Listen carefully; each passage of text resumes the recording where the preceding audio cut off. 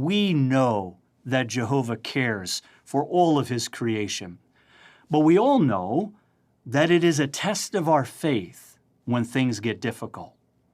So the question is, how can we build our faith so that we are strong and it can help us get through difficult times? Well, one way is by examining how Jehovah provides for his animal creation. Now, why is that helpful? Well, that examination gives us confidence that he will care for us as well.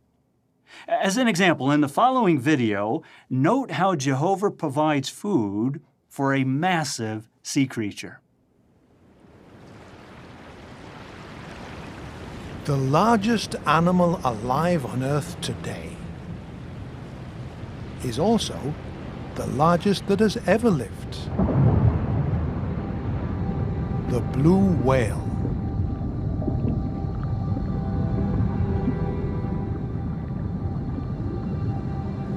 Blue whales can grow to be over 30 meters long and weigh up to 180 tons. Its heart alone may weigh several hundred kilograms. How does such a large creature find enough to eat? The blue whale migrates great distances to find tiny crustaceans, known as krill.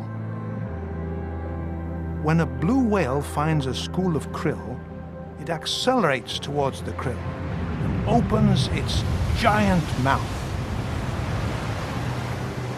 They may engulf hundreds of kilograms of krill with each lunge,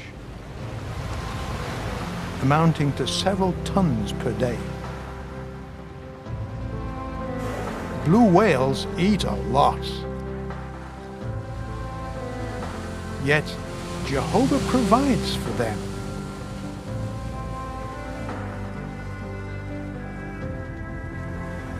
And he will provide for us.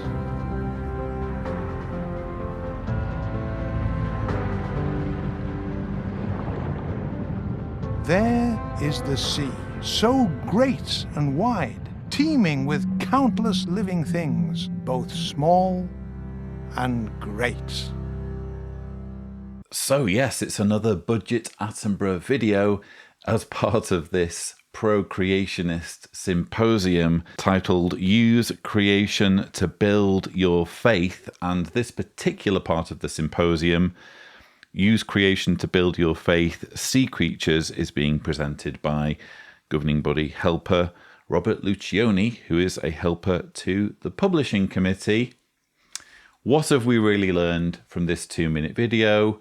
Again, isn't it just regurgitating facts about the natural world that have been learned elsewhere? So the information we've just heard on the blue whale has been gathered by marine biologists who dedicate their lives to studying these creatures. This information, which represents the fruit of their labours, is being repackaged to give this creationist narrative and impress people that blue whales were both designed by God and are being fed by God. I mean, yes, God is literally feeding the blue whale every time it finds krill, apparently.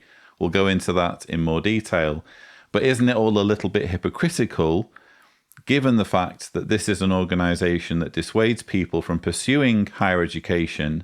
The people who've studied these blue whales, these amazing creatures, and measured them and learned about their feeding patterns and their behaviour, they've all been through higher education, or they've devoted their careers, years and years, if not decades of their lives, to improving everyone's understanding of these creatures and how they live. And yet this organisation, which is effectively sponging off the efforts and labours and toil of these marine biologists, is turning around to its members and saying, don't you dare become a marine biologist.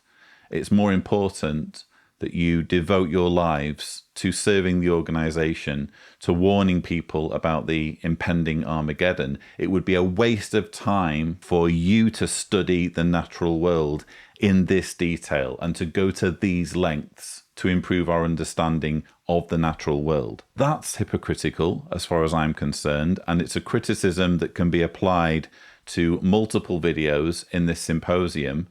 But as with the other videos, we have a scripture at the end which doesn't really tell us much. In fact, in this case, it tells us nothing.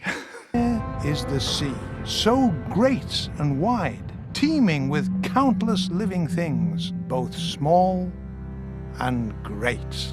This is apparently supposed to be some profound divine wisdom, a verse in Psalms that essentially just says, oh, look, there's the sea.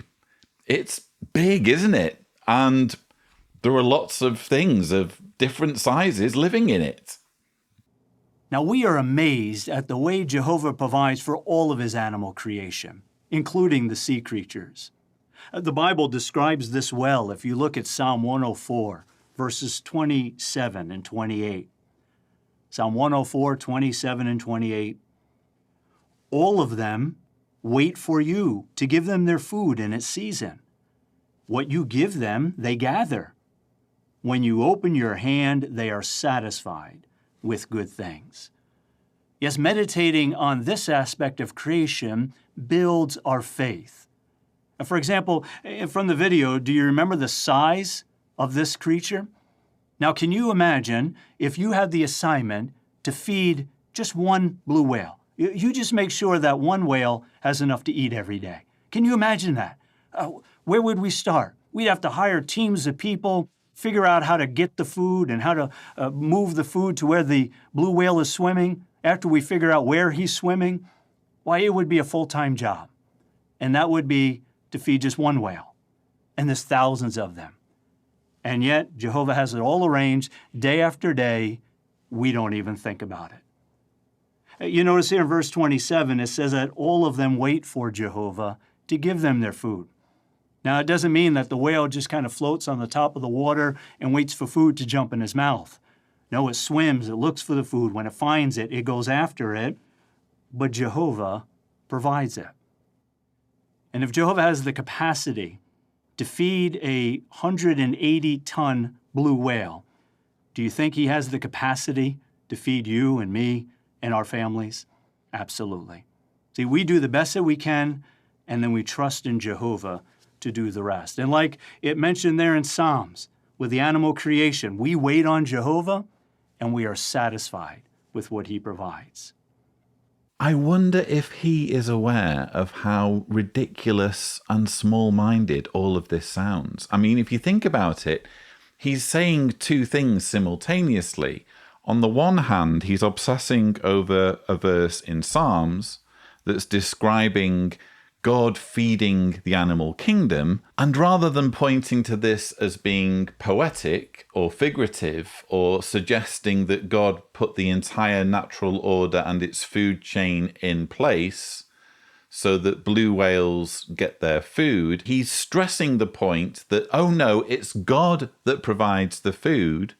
Because just imagine if you had that job, just imagine if you had the job of feeding just one blue whale, what a difficult, nigh on impossible job that would be. Therefore, how incredible it is that Jehovah is literally giving food to these creatures to keep them alive. Then at the same time, seemingly aware of how preposterous all of this is, he backpedals slightly and says, now, it doesn't mean that the whale just kind of floats on the top of the water and waits for food to jump in his mouth. No, it swims, it looks for the food. When it finds it, it goes after it. But Jehovah provides it. The whale looks for the food and finds it, but it's Jehovah that's provided the food. Well, which is it, Robert Luccioni? Is Jehovah giving the whale the food, or is the whale finding the food through its own efforts, through its own endeavors, and therefore God isn't really involved in the situation? We actually have an article in ZME Science which gives us a far more satisfying explanation of the whole thing.